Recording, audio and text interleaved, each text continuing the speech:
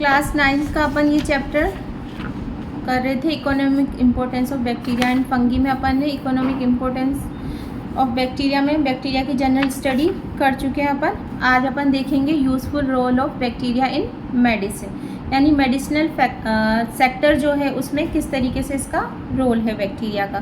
तो अपन देखेंगे bacteria are used in medicine for the production of antibiotics, serums and vaccines, यानी antibiotics formation में बैक्टीरिया काम आते हैं, सीरम फॉर्मेशन में, और वैक्सीन बनाने में भी बैक्टीरिया हमारे काम आएंगे। तो सबसे पहले अपन किसको देखेंगे, एंटीबायोटिक्स। तो एंटीबायोटिक्स वैसे नेम से पता चल रहा है कि जो भी हमारे अंदर इम्यून सिस्टम डेवलप होता है तो उसमें जो भी बाहर से जो फॉरेन पार्टिकल्स आएंगे तो उनसे लड़ने के लिए जो डेवलप की जाएगी, लाइक इम्यून सिस्टम में क्या डेवलप होती है, हमारे इनसाइड भी तो एंटीबायोटिक्स डेवलप होती है ना, जिससे वो जो फॉरेन पार्टिकल्स है या हैजार्डस सब्सटेंसेस है उनसे क्या करती है, वॉर कर पाती है, जिससे ही तो हम आगे हेल्दी रह पाते हैं। तो एंटीबायोटिक्स में, an antibiotics is a chemical substance produced by a living organism which can stop growth of और kill some disease producing bacteria और फंगी। एंटीबायोटिक्स एक केमिकल सब्सटेंस है जो कि लिविंग ऑर्गेनिज्म में ही प्रोड्यूस होता है। तो हम खुद भी क्या है, एक लिविंग ऑर्गेनिज्म है ना। तो which can stop the growth of और kill off some disease producing bacteria और फंगी। जो भी डिजीज प्रोड्यूस करने वाले बैक्टीरिया है या फंगी है उनकी ग्रोथ को बंद कर देगा या फिर उन फंगी या बैक्टीरिया को क्या कर देगा, किल कर देगा। तो वही हमारी क्या है, एंटीबायोटिक्स है।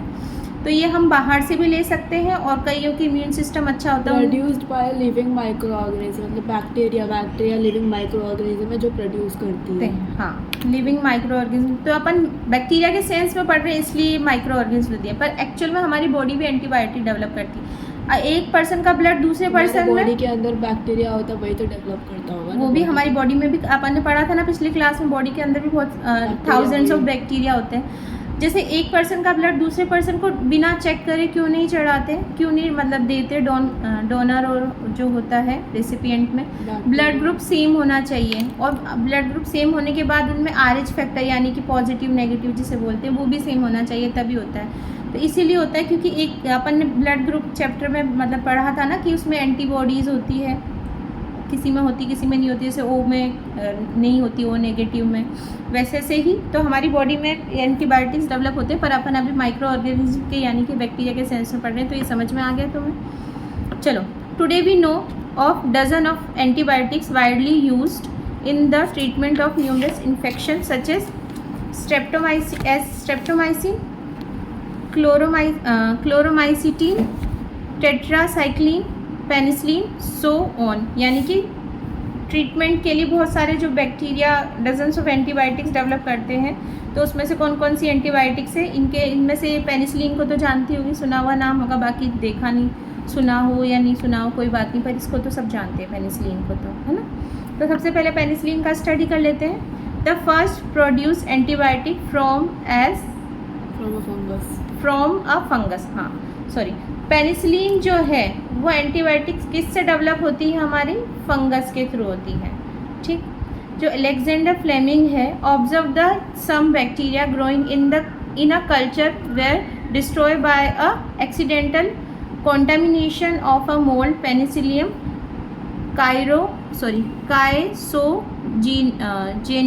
caesogenum, यानी पेनिसिलियम काइसोजीनियम से एक्सीडेंटली यानी कि कॉन्टामिनेशन के थ्रू अलेक्जेंडर फ्लेमिंग ने ये डेवलप की थी पेनिसिलिन एंटीबायोटिक। जो अपना पेनिसिलियम क्राइसोजेनम है उसको अपन नॉर्मली क्या बोलते हैं, पेनिसिलियम नोटेटम, पेनिसिलियम नोटेटम बोलेंगे। और he discovered that this mold produce a substance which suppress the growth of many bacteria। उसने क्या डिस्कवर किया कि ये जो है पेनिसिलियम नोक्टेटम से जो पेनिसिलियम डेवलप हो रही है, ये फंगस के थ्रू तो डेवलप हो रही है पर ये बहुत सारे बैक्टीरिया की ग्रोथ को क्या करिए, stop. And the substance was name penicillin, the first antibiotic for medical use. But remember penicillin is the product of a mould. उसने क्या देखा कि बैक्टीरिया की ग्रोथ को तो रोक रहा है पर ये एक्चुअल में किससे डेवलप हो रहा है, फंगस के थ्रू डेवलप हो रहा है, and not of a bacterium. ठीक है, ये अपना पेनिसिलिन का पूरा देख लिया अपन ने। अब पेनिसिलिन के बाद में next the antibiotic streptomycin was discovered next by Selman Waksman, ठीक है। इज़ अ सिमिलर वे, यानी उसने भी काइंड एक तरीके से एक्सीडेंटली उसको क्या किया था, डिस्कवर किया था। इट्स सोर्सेस ऑर्गेनिज्म, सॉरी रे बाबा, it's source organism was the bacterium streptomyces griseus, ठीक है। Some well-known antibiotic, their sources and the diseases they treat are as follows। तो चलो उसको फटाफट से कर लेते हैं। चलो, एंटीबायोटिक सोर्स ऑर्गेनिज्म और डिजीज ट्रीटेड। पेनिसिलिन का सोर्स कौन है हमारा? Penicillin chrysogenum. इससे कौन सी डिजीज होती है? डिजीज ठीक होती है, टेटाटर है क्या, और हाँ, डिजीज ट्रीटेड और डाइफ्थेरिया, डिप्थीरिया और टिटनस एक तरीके से बोल सकते हैं। टिटनस और डिप्थीरिया के लिए पेनिसिलिन एंटीबायोटिक यूज़ होती है, ठीक है। फिर है हमारा स्ट्रेप्टोमाइसिन,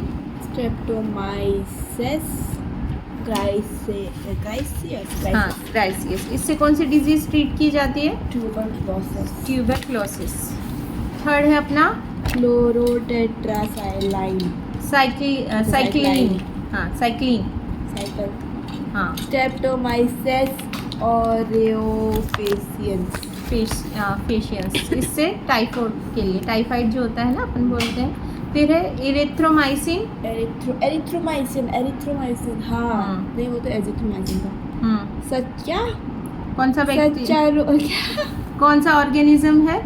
सच्चा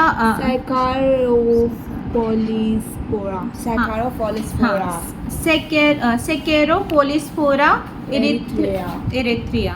इससे डिजीज कौन सी ट्रीट होगी? इरिक्टेशियल फीवर, यानी एक तरीके का फीवर है, उसको ट्रीट करने के लिए इरिथ्रोमाइसिन ट्रीट होती है। पेनिसिलिन, फिर स्ट्रेप्टोमाइसिन, फिर क्लोरोटेट्रासाइक्लिन, ठीक है। Criteria for a good antibiotics, कौन कौन से क्राइटेरिया फुलफिल करना चाहिए जो गुड एंटीबायोटिक फॉर्मेशन में काम आती है? It should be able to kill or variety of disease producing micro organism, वो बहुत ज़्यादा डिजीज प्रोड्यूसिंग जो छोटे छोटे माइक्रो ऑर्गेनिज्म है उसको मारना चाहिए उसको। तो उसके बाद it should not produce undesirable side effect, side effect बुरे नहीं होने चाहिए। फिर उसको कोई नॉर्मल बैक्टीरिया को नहीं मारना, it should not kill normal bacteria of the अपने खाने के लिए, उससे कोई भी नॉर्मल अच्छा बैक्टीरिया को नहीं मारना। हाँ, गुड जो बैक्टीरिया होता है उसको किल नहीं करना होता है। Other uses of antibiotics as food preservative, specially for fresh meat and fish, treating animal feed, animal का चोट को ठीक करने के लिए, फॉर कंट्रोलिंग प्लांट पैथोजेंस, तो direct for treating animal feed for controlling plant pathogens, यानी प्लांट पैथोजन के लिए भी यूज़ होता है, एनिमल फीड के लिए भी यूज़ होगा, और जो फ्रेश मीट है या फिर जो भी प्रिजर्वेटिव उनको प्रिजर्व करने के लिए यूज़ होगा। तो ये अपना जो टॉपिक था एंटीबायोटिक्स अपन ने देख लिया। अब अपन नेक्स्ट टॉपिक कौन सा देखेंगे? सीरम। तो सीरम का मीनिंग क्या है actually? Serum mean blood plasma from which fibrinogen has been removed, यानी ब्लड प्लाज्मा से फाइब्रोनोजन यानी फाइब्रस जो सब्सटेंस होते हैं उसको रिमूव करने में काम आता है। इट में contain numerous chemical substance including antibiotics और एंटीटॉक्सिन। तो सीरम समझ गए हो कि ब्लड प्लाज्मा में क्लोटिंग के लिए जो फाइबर आते हैं, रिस्पॉन्सिबल होते हैं, तो उनको रिमूव करने का काम हमारे सीरम करता है। सीरम में बहुत सारे केमिकल सब्सटेंस है जिसमें कि एंटीबायोटिक भी है और एंटीटॉक्सिन टाइप के सब्सटेंसेस भी हैं। फिर अपना यहाँ पर जो वर्ड आया है टॉक्सिन, तो टॉक्सिन का मीनिंग क्या होता है? Toxin mean a poisonous protein release by pathogenic bacteria. जो भी पैथोजेनिक बैक्टीरिया यानी डिजीज प्रोड्यूसिंग बैक्टीरिया है जो रिलीज़ करते हैं पॉइजनस सब्सटेंस, वो टॉक्सिन हो गया। और ये कब रिलीज़ करते हैं? ड्यूरिंग देयर ग्रोथ और upon their breakdown after they die. या तो वो अपनी ग्रोथ के लिए पैथोजेनिक सब्सटेंस रिलीज़ करेंगे या फिर क्या करेंगे, वो जब वो डाई हो जाएंगे तब रिमूव करेंगे। तो इनको रिमूव करने के लिए हम किन को यूज़ करते हैं? एंटीटॉक्सिन को। एंटीटॉक्सिन क्या हो गया? Is a substance produce in a animal bodies which reacts with the poison, या फिर जो टॉक्सिन है प्रोड्यूस बाय इन्वेडिंग जर्म्स, यानी ये जर्म्स जो रिलीज़ कर रहे हैं उनको क्योर करने के लिए एंटीटॉक्सिन दिया जाता है। ठीक है, अब है अपना सीरम। सीरम कंटेन एंटीटॉक्सिन जो कि केमिकल सब्सटेंस है फॉर अ पर्टिकुलर पैथोजन। हर एक पर्टिकुलर पैथोजन के लिए हर एक अलग अलग से एंटीटॉक्सिन यानी कि सीरम होता है। Serum are used as a preventive measure against the bacterial invasion, यानी कि एक्चुअल में शुरुआत में ही जब बैक्टीरिया ने अटैक नहीं किया तो उसमें प्रोटेक्शन के लिए पहले से ही दिया जाता है, ठीक है।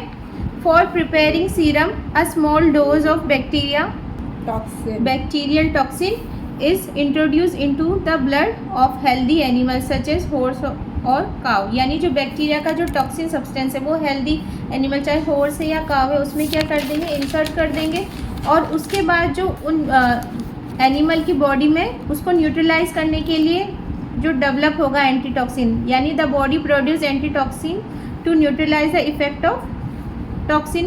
फिर after several injection of same toxin the blood of such animal is taken out, यानी उन एनिमल ने क्या बना लिया, उसके लिए एंटीटॉक्सिन जनरेट कर ली, फिर उनके ब्लड से इंजेक्शन के थ्रू वो एंटीटॉक्सिन क्या किया जाएगा, बाहर लिया जाएगा। On chilling it's clear as straw colour liquid which separate out, और जो चिलिंग आउट करने पर it's clear as straw colour liquid which separate out from the clot and is called serum. और ये जब इसको ठंडा करेंगे, एकदम चिल करेंगे तो कौन से कलर के लिक्विड में चेंज हो जाएगा, स्ट्रो कलर। स्ट्रो कलर मतलब अपना कि पेल येलो कलर के तरीके से हो जाता है। विच separate out from the clot and is called serum, यानी उन जो एनिमल से अपन ने लिया एंटीटॉक्सिन वाला ब्लड तो अलग से क्लोथ के फॉर्म में ये अपन सेपरेट करके वहाँ से निकाल लेते हैं ठंडा होने के बाद। फिर है अपना snake bite treatment involve injecting the particular anti venom produced from the blood of the horse etcetera, यानी जब भी कोई स्नेक बाइट कर लेता है हॉर्स को तो उसको ट्रीट करने के लिए यही काम आती है एंटीटॉक्सिन्स, ठीक है।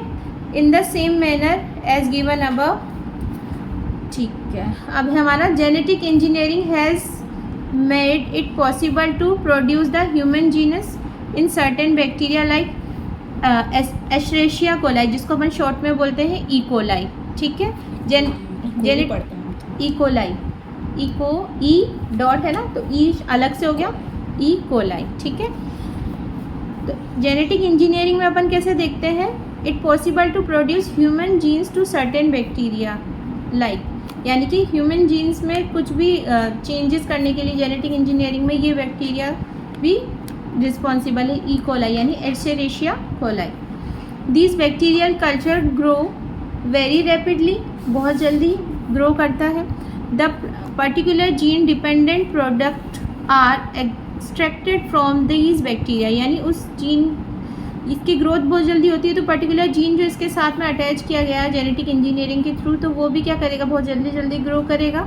The hormones insulin was the first such substance produce by E coli, यानी कि जो इंसुलिन होता है जो कि अपन बोलते हैं ना डायबिटीज़ और उसमें ट्रीट करने के लिए काम आता है, तो उसको उसकी क्वांटिटी ज़्यादा डेवलप करने के लिए अपन ई कोलाई बैक्टीरिया को क्या करते हैं, काम में लेते हैं। A few serum compound produce by genetic modified bacteria are, कौन कौन से है, blood clotting factor 8 for the treatment of the haemophilia A, यानी हीमोफीलिया ए के ट्रीटमेंट के लिए ब्लड क्लोटिंग फैक्टर 8 को यूज़ किया जाता है, ये भी क्या है, एक तरीके का सीरम है हमारा। फिर है factor 9 for the treatment of haemophilia B, तो ये एक इम्पोर्टेंट लाइन है, हीमोफीलिया बी के लिए कौन सा सीरम फैक्टर यूज़ होता है और हीमोफीलिया ए के लिए कौन सा सीरम फैक्टर यूज़ होता है वो हमें देखना है, ठीक है। फिर अपना नेक्स्ट टॉपिक है यहाँ पर वैक्सीन। तो वैक्सीन्स के बारे में तो आजकल हर पर्सन जानता है आफ्टर कोरोना, ठीक है ना।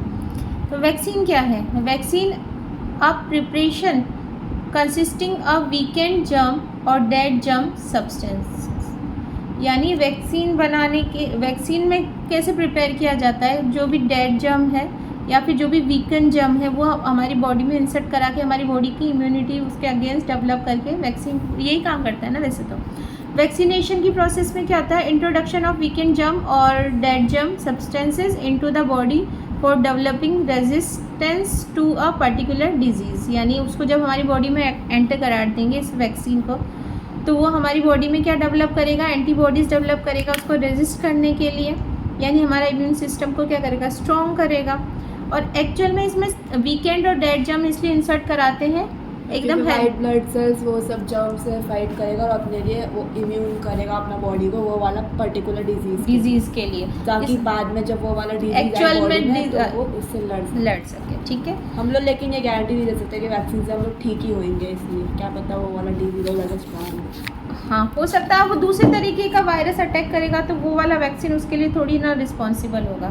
जैसे भी कोरोना टाइम में डिफरेंट वेज जो था कोरोना का, हाँ, डिफरेंट वेज अलग स्ट्रॉन्ग, वो मॉडिफाइड वायरस आ रहा था ना बार बार, जैसे कोरोना का फिर वो जाने कितने वर्जन्स आए थे ना उसके, तो वो आगे से आगे तो अपना वैक्सीन तो कोई पर्टिकुलर टाइप के वैक्सीन उसके लिए लगा था वायरस के लिए। चलो, vaccines are available for a variety of diseases such as cholera हो गया, टाइफाइड हो गया, मीजल्स हो गया, चिकन पॉक्स हो गया etcetera. On injecting them into the blood the person gets the disease in mild from his body get stimulated to produce वो जो डिजीज है एकदम माइल्ड फॉर्म, Antitoxins। वो जब इंजेक्ट करता है तो वो पर्टिकुलर डिजीज एकदम माइल्ड फॉर्म में हो जाता है, उसके बॉडी में आ जाता है। तो जो वाइट ब्लड सेल्स है वो फिर उससे फाइट करता है और एंटीटॉक्सिन डेवलप कर लेता है अपने अंदर। ठीक है, तो एंटीटॉक्सिन प्रोवाइड करता है इम्यूनिटी हमें, वो अगेंस्ट फ्यूचर अटैक जो आता है पर्टिकुलर डिजीज और Right। जर्म्स के लिए। ठीक है, अब अपना नेक्स्ट टॉपिक है 2 common vaccines obtained by growing bacteria are as follows. कौन कौन से है? किल्ड बैक्टीरिया के through TAB vaccine for typhoid, living weakened bacteria किससे डेवलप होता है के लिए, बीसीजी वैक्सीन के लिए डेवलप होता है, या फिर अपन बोल सकते हैं किसके लिए, ट्यूबरक्लोसिस के लिए। फिर अपना नेक्स्ट टॉपिक है यहाँ पर टॉक्सोइड्स। तो toxoids are the inactivated toxins of the particular bacteria which can still stimulate the production of the respective antibiotics such as those of producing immunity against the diphtheria and tetanus। यानी toxoid भी एक तरीके से क्या हो गया, toxins ही है, बस वो इनएक्टिव फॉर्म में होते हैं पर्टिकुलर बैक्टीरिया के लिए। यहाँ पर अपने एक्टिव वाले देखे थे यानी वीकेंड फॉर्म में, वैसे वाले यहाँ पर क्या है, एकदम इनएक्टिव फॉर्म में है, which can still stimulate the production of respective antibiotics, जो कि जो भी पर्टिकुलर डिजीज़ होने या बैक्टीरिया अटैक करेगा उसके लिए रेस्पेक्टिव एंटीबायोटिक क्या बनाती है, रिलीज़ करती है। सच कौन कौन से किसके लिए करती है, डिप्थीरिया के लिए और टेटनस के लिए। ठीक है, तो अपन ने आज क्या देख लिया, useful role of bacteria in medicine अपना कंप्लीट होता है।